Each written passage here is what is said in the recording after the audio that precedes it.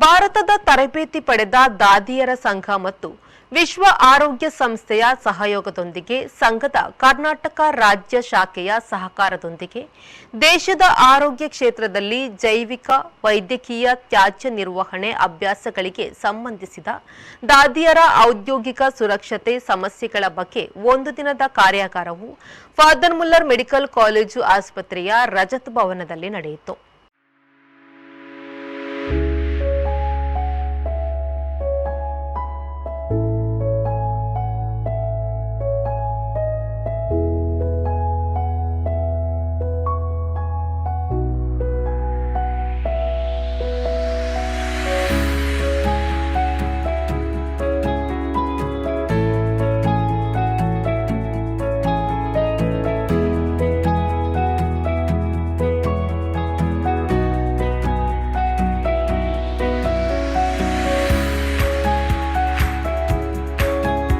ಕಾರ್ಯಕ್ರಮಕ್ಕೆ ಮುಖ್ಯ ಅತಿಥಿಯಾಗಿ ಆಗಮಿಸಿದ್ದ deputy regional officer doctor Maheshwari Singh ಅವರು ಮಾತನಾಡಿ ಜೈವಿಕ ತ್ಯಾಜ್ಯ ನಿರ್ವಹಣೆಯ ಮಹತ್ವದ ಬಗ್ಗೆ ವಿವರಿಸಿದರು. Waste is wealth and waste is everything when it is properly managed. So one of the major waste which attracts people's attention very quickly is none other than the biomedical waste, because it is very close to us. It deals with the lives, it deals with human beings, it deals with animals. So overall it deals with the life. That is why biomedical waste is of importance. And I see that today whole day you will be apprenticed with the various aspects of biomedical waste. I just quickly brush through how to handle the biomedical waste. See, we have in place biomedical waste management rules 2016. There are two major aspects of it. One is the regulatory aspect and other one is the practicing aspect. Regulatory aspect is that you have to obtain authorization, you have to obtain consent for operation and establishment, and you have to file the returns regularly, which the management has been regularly doing, and there is no flaws, and the Father Muller's management is very keen and up to date in this regard. The other part is the training and handling. Major four categories. There are waste like hazardous waste. For example, if a thermometer breaks down, the major content of thermometer is mercury, which is a hazardous waste again. Okay, so you have to store it separately in the hazardous waste bin, which is black color coded. These other bins, general waste and this green and blue, you must be knowing recyclable waste, which is commonly practiced. That black color bin thing is you have to be very cautious, where more number of healthcare individuals and many patients you handle. In such places, hazardous and other waste bin also shall be included. In case of mercury spillages, as I told, is a hazardous waste. You have to be very careful. Any metal, if it comes in contact with the mercury, your gold will become black. So whenever you handle anything with the mercury, first ensure there are no metallic things in your fingers or hands. Later, you have to follow all these procedures, and finally you have to send it to common biomedical treatment facility. Here you have two, one is Ramki and one is Ayush, which are operating in Dakshin Kannada and Udupi districts. ವಿಶ್ವ ಆರೋಗ್ಯ ಸಂಸ್ಥೆಯ doctor ಅನು ಅಗರ್ವಾಲ್ ಮಾತನಾಡಿ ವೈದ್ಯಕೀಯ ತ್ಯಾಜ್ಯ ನಿರ್ವಹಣೆಯ ಮಹತ್ವದ ಕುರಿತು ವಿವರಿಸಿದರು. Actually, after COVID, when we saw there was a huge increase in biomedical waste because of the vaccination waste, so worldwide there was a campaign on managing this waste.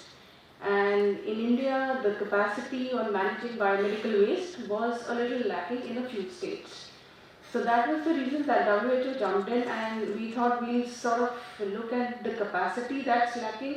And when we started looking at the infrastructural capacity, we thought we'll also address the capacity building exercise in the country, where we'll directly get to the ground level, work with the hospitals through various partners. So we've been working with a few medical colleges in the country, but then towards the end of the project we realized that without getting directly the nurses on board, this project will not be completed. So we realized there was very little understanding of not just infection, but also the usage of chemicals and the type of waste that people were handling. So it was when we started involving nurses in exercises where they could directly I love these two instances, so I share it whenever I am with nurses. We started this project in Gangaram and Batra Hospital. They are two big hospitals in Delhi. ಟಿಎನ್ಎಐ ಪ್ರಧಾನ ಕಾರ್ಯದರ್ಶಿ Evelyn P Kannan ಮಾತನಾಡಿ, ತರಬೇತಿ ಪಡೆದ ದಾದಿಯರ ಸಂಘದ ಕಾರ್ಯವೈಖರಿಯ ಬಗ್ಗೆ ಹಾಗೂ ಸದಸ್ಯರ ಬಗ್ಗೆ ತಿಳಿಸಿದರು. So giving the 116 years history in few minutes is impossible, but I try my level best to just peek through what is TNA has been done for all these 116 years. Very warm welcome to the Trained Nurses Association of India. We are moving ahead with a great commitment and dedication since 1908. This is just started by the few European nurses. 9 European nurses, they came to India. They started this association. That time it was 1905 as a Nursing Super Association. 1908 then it's become a Trained Nurses Association of India. Very often people used to wonder what is TNA is doing, what is TNA? TNA is a non-profit, non-sectoral, non-political, non-religious organization. Mainly the TNAI is working for the welfare and advancement of nurses. Currently we have more than 5 lakh nurses as well as nearly 3 lakhs as a student nurses a member of association.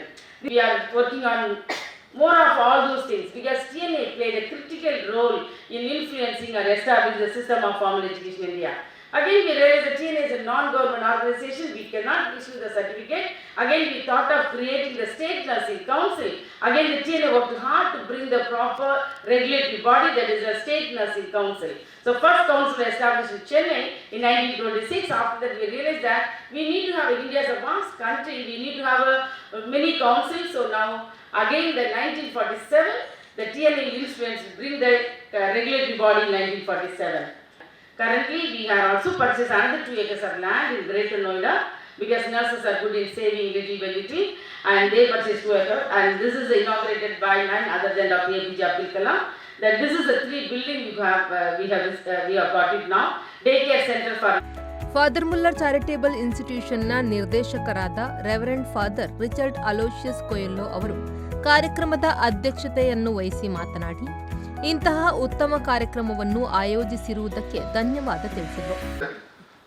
It could percolate to all those who attend, and then they will organize in their own places or hospitals or colleges this kind of a program.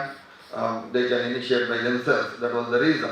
Otherwise, there would have brought number of students also, and other delegates from our laboratory, from our medical college, hospital, from various departments. Well, all these things are constant rebrushing of the information is very important. Earlier times we have heard about Father Damien, who was serving the leprosy patients, and finally he himself got as a leprosy patient, then he died. So also we have heard about Dr. Albert Schweitzer. He also went to serve the sick people, and then he himself got sick, and number of people like this have died. But today awareness has come. Self-protection is very important, and the basic principle we say always, no man can give what he does not have.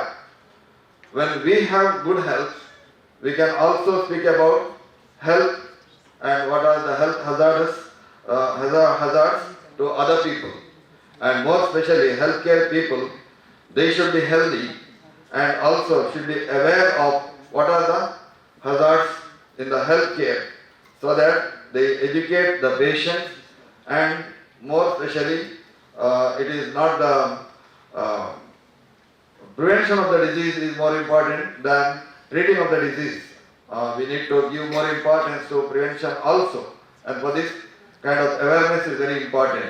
ಈ ಸಂದರ್ಭ ಹೊಸತ್ ದೆಹಲಿಯ ತರಬೇತಿ ಪಡೆದ ದಾದಿಯರ ಸಂಘದ ಅಧ್ಯಕ್ಷರಾದ doctor Roy George, ಟಿಎನ್ಎಐ south ರೀಜ್ನ ರಾಷ್ಟ್ರೀಯ ಉಪಾಧ್ಯಕ್ಷರಾದ doctor Jenny ಕೆಂಪ್, ಕೆಎಸ್ಬಿ ಟಿಎನ್ಎಐ ಉಪಾಧ್ಯಕ್ಷರಾದ doctor Larissa Martha Sams, nursing education and research ಕಮಿಟಿಯ ಅಧ್ಯಕ್ಷರಾದ doctor Teresa L, Father Muller medical college ಆಸ್ಪತ್ರೆಯ chief nursing officer sister Dhanya Devasya ಉಪಸ್ಥಿತರಿದ್ದರು.